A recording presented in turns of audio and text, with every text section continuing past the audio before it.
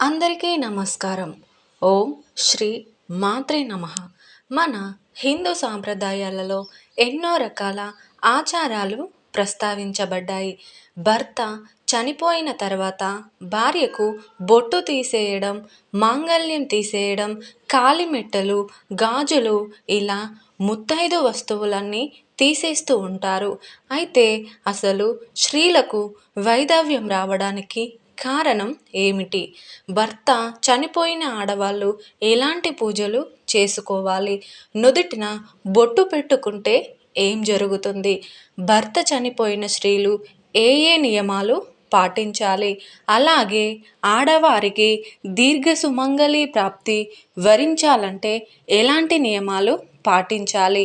ఇలా ఎన్నో విషయాల గురించి ఈ వీడియో ద్వారా తెలుసుకుందాం.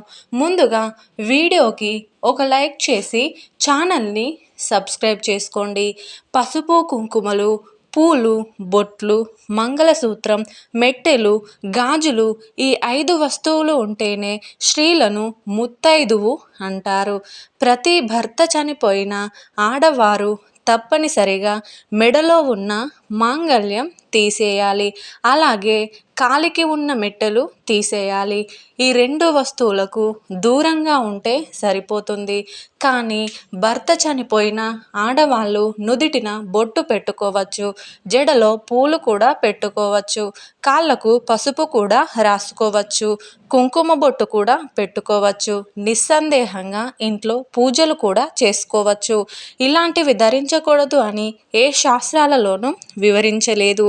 ఒక ఆడబిడ్డ జన్మించినప్పటి నుండి నుదిటిపైన బొట్టు పెట్టుకుంటుంది. అంటే ప్రతి స్త్రీ పెళ్ళి కాకముందు నుండి బొట్టు పెట్టుకుంది. కానీ ప్రస్తుత రోజుల్లో ప్రతి ఒక్కరూ మూఢనమ్మకాలను పాటిస్తూ భర్త చనిపోతే మహిళలకు నుదిటిన బొట్టు తీసేస్తున్నారు. ఈ నియమాన్ని ఏ శాస్త్రాలలోనూ వివరించలేదు. స్త్రీలకు పుట్టుకతో వచ్చిన బొట్టును మధ్యలో తీసేయకూడదు. భర్త చనిపోతే బొట్టు తీసేయాలనే నియమం కూడా ఏ శాస్త్రాలలో వివరించలేదు. పాపిట్లో మాత్రం సింధూరం పెట్టుకోకూడదు. భర్త చనిపోయిన స్త్రీలకు పాపిట్లో ఉన్న బొట్టు మాత్రమే తొలగించాలి. కానీ పుట్టుకతోనే నుదిటిపైన పెట్టుకున్న బొట్టును మాత్రం ఎట్టి పరిస్థితుల్లోనూ తొలగించకూడదు. పెళ్ళైన తర్వాత స్త్రీలకు వచ్చే ఆభరణాలు ఏమిటంటే నుదిటిపై కుంకుమ బొట్టు, మెడలో మాంగల్యం, నల్లపూసలు, కాలిమెట్టెలు. ఈ వస్తువులు మాత్రమే భర్త వచ్చిన తర్వాత స్త్రీల జీవితంలోకి వస్తాయి. అయితే ప్రస్తుత కాలంలో చాలామంది ఆడవాళ్ళు కుంకుమకు దూరమవుతున్నారు. నుదిటిపైన నలుపు రంగు బొట్టు పెట్టుకుంటున్నారు. కానీ నుదిటిపైన ఎర్రటి బొట్టు పెట్టుకోవచ్చు. ఒక్క పాపిట్లో మాత్రమే బొట్టు పెట్టుకోకూడదు.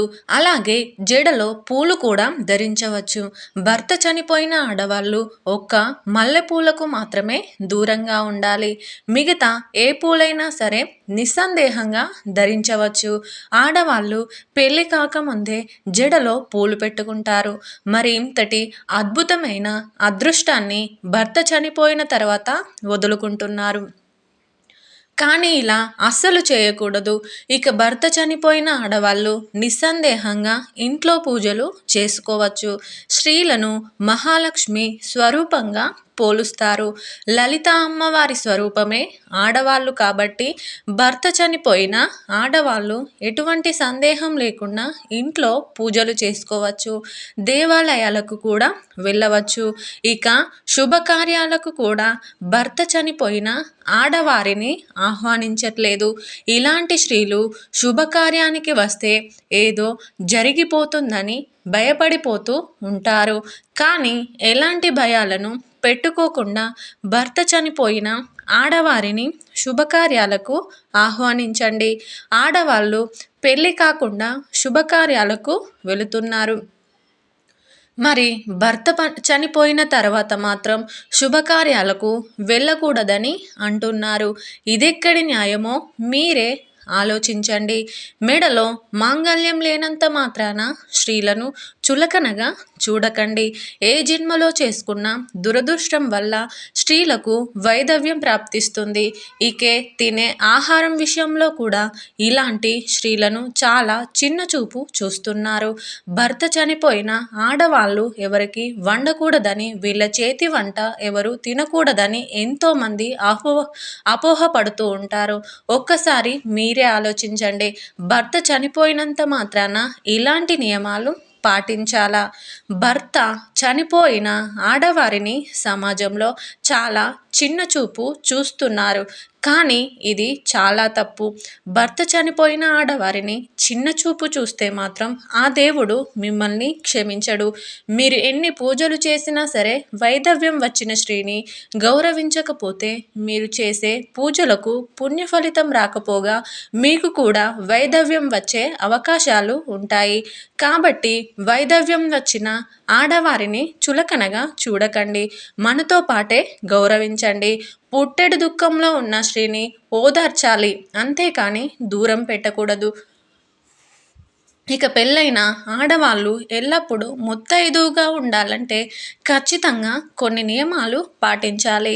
ప్రస్తుత రోజుల్లో చాలామంది స్త్రీలు మెడలో మాంగళ్యాన్ని ధరించడం లేదు.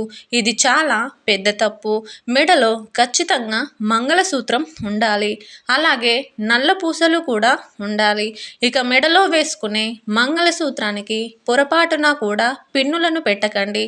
వేదమంత్రాలతో పవిత్రంగా కట్టిన మంగళసూత్రానికి పిన్నులు పెడితే మహాపాపంగా పరిగణించబడుతుంది. పెళ్ళైన ఆడవాళ్ళు ఎల్లవేళలా నుదుటిపైన కుంకుమ బొట్టు పెట్టుకోవాలి.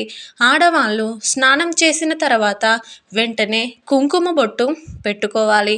ఇలా ఏ స్త్రీ అయితే పాటిస్తుందో అలాంటి స్త్రీకి దీర్ఘ సుమంగళి ప్రాప్తి వరిస్తుంది. మంగళవారం, శుక్రవారం ఇంటికి వచ్చిన ముత్తైదువులకు ఖచ్చితంగా పసుపు కుంకుమ ఇవ్వాలి. దీనివల్ల జన్మజన్మల పాపాలన్నీ తొలగిపోయి కుటుంబంలో సుఖశాంతులు వెల్లివిరుస్తాయి. పెళ్ళైన ఆడవాళ్ళు ఎట్టి పరిస్థితుల్లో నలుపు రంగు వస్త్రాలు ధరించకూడదు. ఇక ప్రస్తుత రోజుల్లో చాలామంది తల్లిదండ్రుల ఆస్తులను మాత్రం వదులుకోవట్లేదు. కానీ ఒక తల్లికి వైధవ్యం వస్తే మాత్రం ఆ తల్లిని దురదృష్టరాలుగా చూస్తున్నారు. వైధవ్యం వచ్చిన ఆడవారిని ఏడిపిస్తే మీకు కూడా దురదృష్టం పట్టవచ్చు. కాబట్టి ప్రతి ఒక్కరిని సమానంగా చూడాలి.